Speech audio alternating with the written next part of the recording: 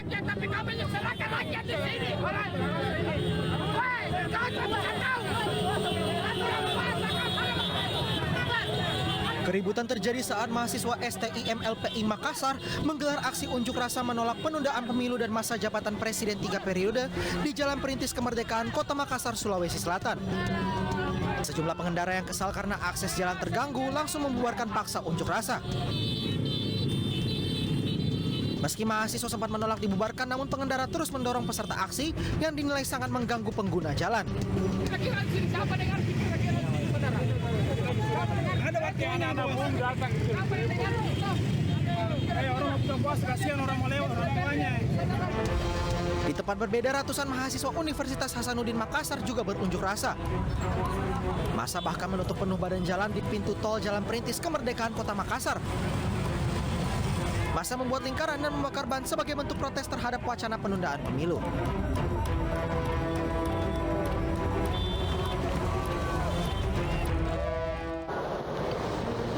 Selamat malam pemirsa, apa kabar Anda? Informasi unjuk rasa ratusan mahasiswa di Makassar, Sulawesi Selatan tadi menjadi pembuka jumpa kita di iNews Prime. Kami juga akan hadirkan perkembangan informasi mengenai warisan budaya Indonesia, Reok Ponorogo yang diklaim oleh Malaysia ke UNESCO.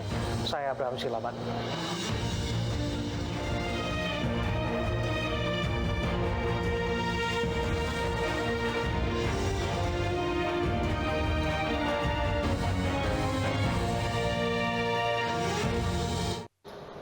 Sebuah truk tangki bermuatan 9 ton minyak goreng terguling. Diduga truk terguling karena tidak kuat menahan beban saat parkir.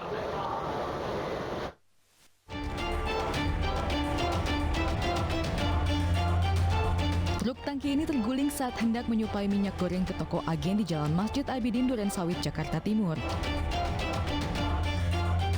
Diduga truk bermuatan 9 ton minyak goreng ini terguling karena beton penutup saluran air jebol, sehingga tidak kuat menahan beban saat parkir menurunkan muatan.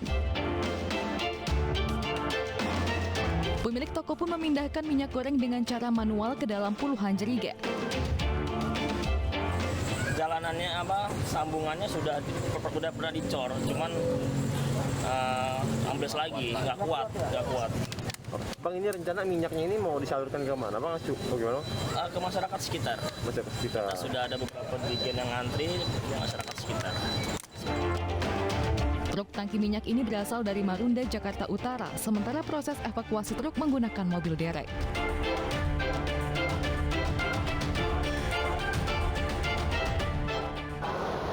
Identitas komedian berinisial M, pembeli konten porno Dea OnlyFans terungkap. Komika Marcel Widianto dipanggil untuk diperiksa polisi Kamis besok.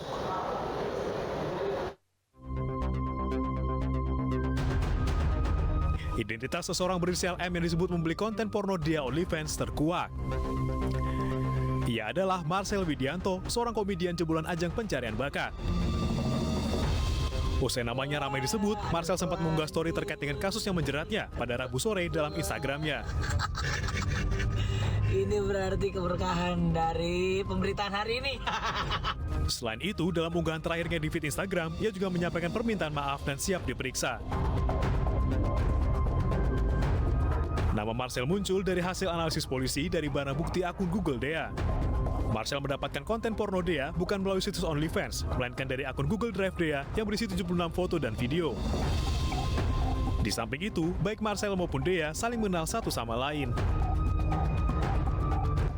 Penyidik Polda Metro Jaya akan memeriksa Marcel pada Kamis pagi sebagai saksi. Untuk komedian M, rencana kami jadwalkan pemeriksaan panggilan pada hari Kamis, tanggal 7 April pukul 10, dan yang pastinya bersangkutan kami periksa sebagai saksi. Untuk keterkaitannya, ini dikarenakan adanya penyampaian Dea dalam berita acaranya, di mana yang bersangkutan membeli video Dea sejumlah 76 video. Pihak Marcel melalui kuasa hukumnya pun mengaku telah menerima surat panggilan dari polisi dan akan menghadiri pemeriksaan. Marcel diketahui hanya satu dari sekian banyak pembeli konten Dea yang kini sudah tersebar luas di media sosial.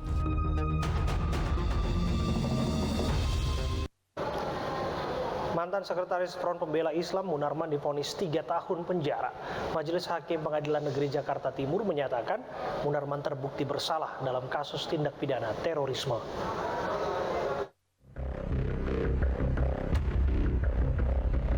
Dalam sidang di PN Jakarta Timur Rabu siang, mantan Sekretaris FPI Munarman dinyatakan bersalah melanggar pasal 13 huruf C Undang-Undang Terorisme tentang penyembunyian informasi terkait tindak pidana terorisme. Munarman divonis 3 tahun penjara, lebih ringan dari tuntutan sebelumnya, yakni 8 tahun penjara. Usai pembacaan putusan, baik terpidana Munarman maupun jaksa penuntut umum memastikan akan mengajukan banding atas putusan hakim. Pengajuan banding selambat-lambatnya diajukan 7 hari setelah putusan dibacakan. Sesuai dengan musyawarah tadi kami menyatakan banding, dan juga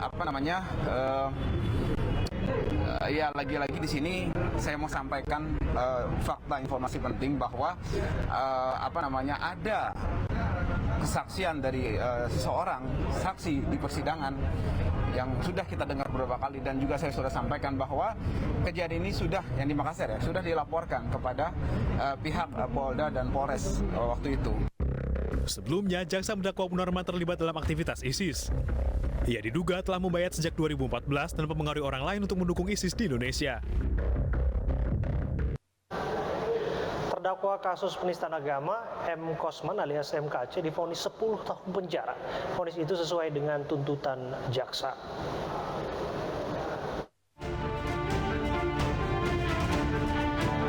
Terdakwa kasus dugaan penistaan agama Muhammad Kosman alias MKC divonis 10 tahun penjara. Vonis itu dibacakan Hakim Ketua Vivi Purnamawati di Pengadilan Negeri Ciamis, Jawa Barat.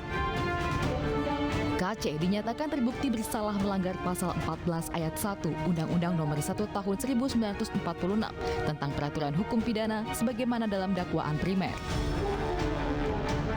MKC ditahan di lapas kelas 2B Ciamis, Jawa Barat. Berdasarkan pertimbangan majelis hakim, putusan yang dijatuhkan ya maksimal dari ancaman pidananya sesuai dengan pasal yang didakwakan oleh penuntut umum dalam dakwaan primer. Jadi sama-sama kita pahami itu setelah bagaimana dibacakan oleh majelis hakim, baik itu hal yang memberatkan, keadaan yang meringankan, jadi sudah tercakup dalam putusannya masuk. Terkait vonis tersebut, penasihat hukum menyatakan banding. Tim hukum KC kecewa karena tidak ada hal yang meringankan. Terlepas salah atau benar, kalau ada yang meringankan, jangan dianulir.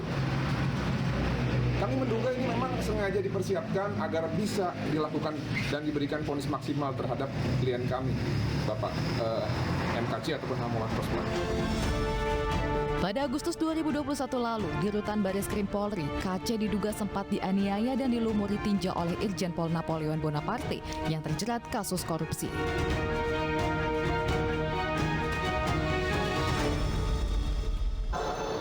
Kita ke informasi lainnya, Malaysia membuat publik meradang karena kembali mengklaim warisan budaya Indonesia.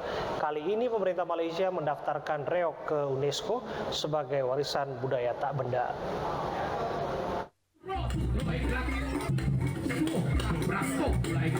Malaysia kembali membuat masyarakat Indonesia meradang. Bagaimana tidak? Untuk kesekian kalinya, negeri jiran ingin kembali mengklaim warisan budaya Indonesia, reok. Kali ini Malaysia mengklaim reok yang diberi nama barongan. Hal itu diketahui saat Indonesia mengajukan reok sebagai warisan budaya tak benda ke UNESCO. Ulah Malaysia yang kembali mengklaim budaya Indonesia mendapat kecaman dari seniman reok Ponorogo.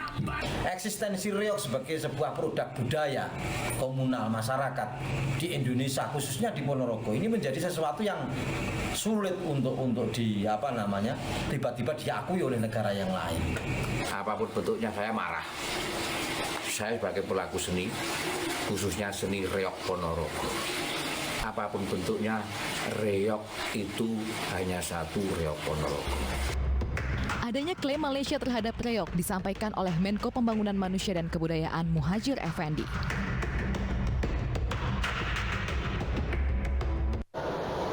Dan untuk membahas klaim Malaysia terhadap reok Ponorogo telah bergabung bersama kami Menko Pembangunan Manusia dan Kebudayaan Muhadjir Effendi. Assalamualaikum, selamat malam Prof. Selamat malam Mas Brams. Ya, semoga sehat terus ya Prof ya. Sehat. Ya, Prof, saya langsung ke pertanyaan. Kita tahu gonjang-ganjing klaim Malaysia terhadap Reok Ponorogo ini kan sudah sejak 2007 silam. Kita pikir itu sudah usai dan sudah didaftarkan ke UNESCO. Tapi sampai pada akhirnya diungkap kembali oleh Prof Muhadjir, ini seperti apa duduk perkaranya? Saya sebetulnya nggak secara langsung mengungkap ya, hanya dari sisi eksistensi Reok sendiri aja. Nah, kita berusaha untuk mempercepat, memastikan bahwa Reok ini akan bisa segera diakui sebagai warisan budaya tak benda di tingkat UNESCO. Kalau di Indonesia kan sudah lama ini ya kita akui sebagai warisan budaya tak benda Indonesia itu sejak tahun 2013. Dan selama 4 tahun berjalan sudah kita lengkapi, kita sempurnakan, dan sekarang ini sejak tanggal 18 Februari 2022 itu kita sudah mengusulkan langsung ke UNESCO, sehingga mudah-mudahan tidak akan ada kendala karena segala persyaratan yang ditetapkan oleh UNESCO itu sangat dipenuhi oleh kriteria-kriterianya oleh warisan budaya tak benda yang bernama Reok ini. Jadi panjang ya Prof prosesnya ya Prof? Ya? Panjang ya Prof prosesnya, tadi daftarkan 2013, sekarang sudah 2022, ini belum kunjung usai urusan klaim warisan bangsa kita ini. Bukan soal itu, karena kita ini kan banyak sekali yang akan diusulkan ke UNESCO. Sementara bahkan mungkin kita ini negara yang paling banyak ya mengajukan usulan warisan budaya tak benda itu. Dan untuk UNESCO itu dibatasi, tidak boleh banyak-banyak karena diprotes oleh negara yang lain. Negara yang lain nggak kebagian karena kalau Indonesia terlalu banyak. Karena itu salah satu ketua UNESCO itu kan pernah berkomentar bahwa kalau ekonomi dan militer itu Amerika lah yang jadi superpower, tapi kalau sudah budaya itu Indonesia lah superpower budaya. Kenapa? Karena tadi itu mereka kerepotan sekali menerima pengajuan dari Indonesia itu begitu banyak. Nah, salah satunya Reok ini memang secara intens sudah kita kerjakan melalui Dirjen Kebudayaan Kemendikbudristek, karena ada persyaratan-persyaratan dan kemudian juga pembimbingan karena supaya agar dari pihak stakeholder dalam hal ini masyarakat, komunitas, pemerintah, Ponorogo maupun Jawa Timur itu betul-betul bisa menyiapkan dengan baik sehingga nanti ketika diusulkan ke UNESCO itu tidak ada kendala. Itu aja Mas Bram. Iya, begini Prof, bahwa kemudian kami mendengar Prof ada menyeletuk ya, berkata bahwa jangan sampai keduluan Malaysia. Bahkan kami juga sudah dapat informasi mereka menyebutnya dengan istilah barongan ini sudah masuk duluan daftarnya ke UNESCO. Betul demikian Malaysia melakukannya? Saya belum cek lebih jauh gitu bahwa memang pernah Malaysia itu melakukan klaim, dan mengklaim itu sebenarnya tidak salah. Artinya masing-masing negara itu boleh mengajukan kok. Nanti apakah itu akan diajukan secara tunggal oleh satu negara tertentu atau bisa juga lebih dari satu negara. Misalnya kita punya Kulintang yang kita usulkan UNESCO, itu Filipina juga melakukan klaim. Cuman dalam kaitannya dengan Reok ini, saya kira bukti-bukti sejarah atau bukti sejarah, bukti legenda, kemudian tradisi yang sudah mengakar itu jelas itu adalah merupakan seni yang berasal dari wilayah Jawa Timur bagian barat khususnya Ponorogo. Maka memang tidak akan ada ruangan untuk negara tertentu untuk bisa mengklaim bahwa dia juga memiliki irisan dengan budaya Reok ini. Itu yang akan kita lakukan.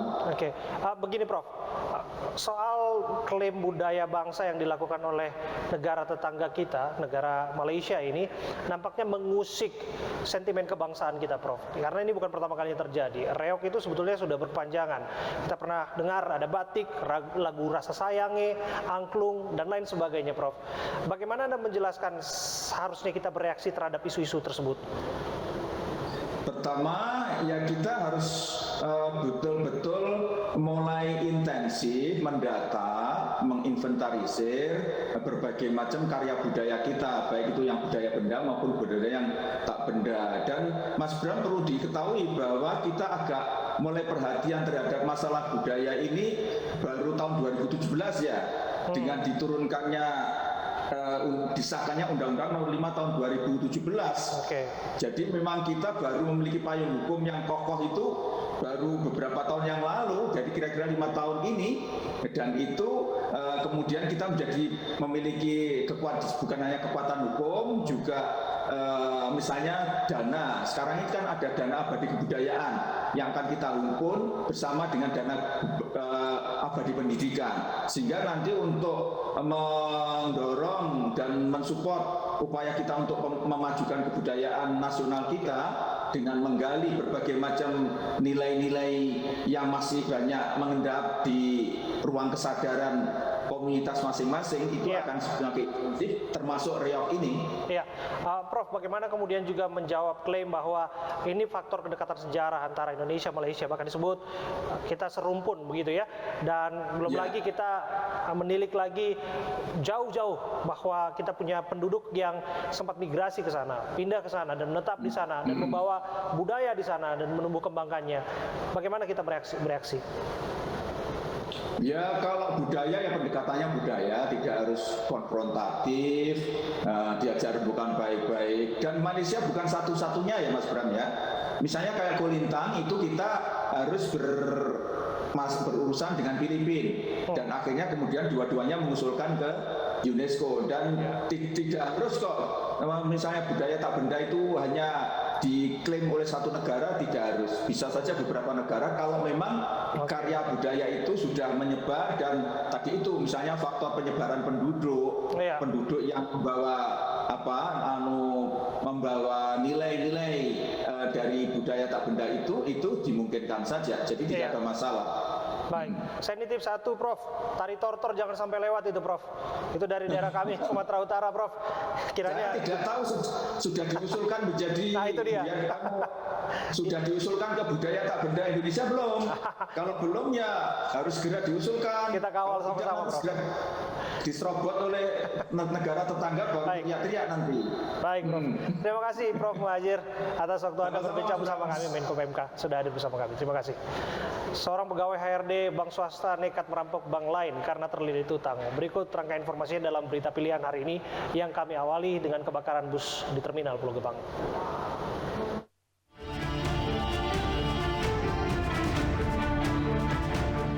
Kobaran api melalap habis bus akap di halaman parkir Terminal Pulau Gebang, Cakung, Jakarta Timur. Kencangnya hembusan angin membuat api sulit dipadamkan. Tidak hanya petugas pemadam, pengendara bus lain dan pengelola terminal juga berupaya memadamkan api. Diduga sumber api berasal dari korsleting listrik AC bus. Tidak ada korban jiwa dalam insiden ini karena saat kejadian bus sedang tidak berpenumpang.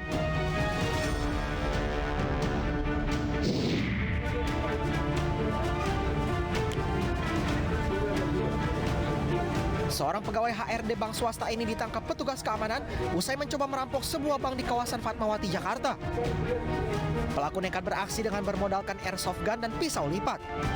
Aksi pelaku berhasil digagalkan satpam bank dan dibantu polisi yang sedang melintas. Berdasarkan pemeriksaan, pelaku nekat merampok lantaran terlilit hutang. Akibat perbuatannya, pelaku terancam hukuman 10 tahun penjara.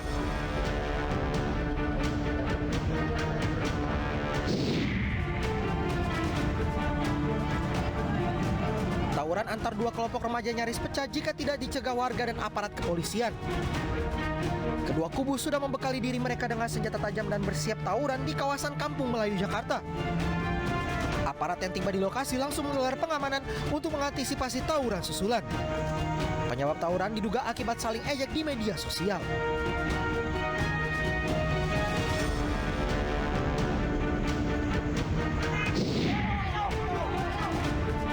Tawuran saat Ramadan juga terjadi di Semarang, Jawa Tengah. Puluhan remaja antar kampung ini nekat saling serang dengan sarung yang digulung. Kubu yang bertikai adalah remaja Kampung Tambra melawan Kampung Kuningan. Tawuran baru berhenti setelah aparat kepolisian diterjunkan ke lokasi. Diduga aksi ini bermula dengan saling tantang lewat media sosial.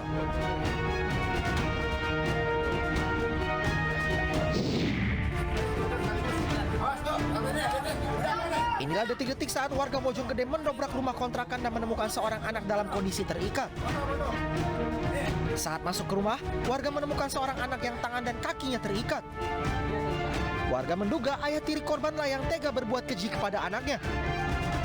Diduga motif penganiayaan karena korban dan anak kandung pelaku bertengkar.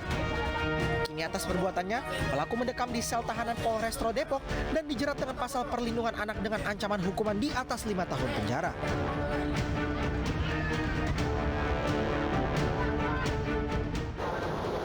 Presiden Jokowi kembali marah imbas tingginya harga dan kelangkaan minyak goreng. Informasi selengkapnya lagi untuk Anda.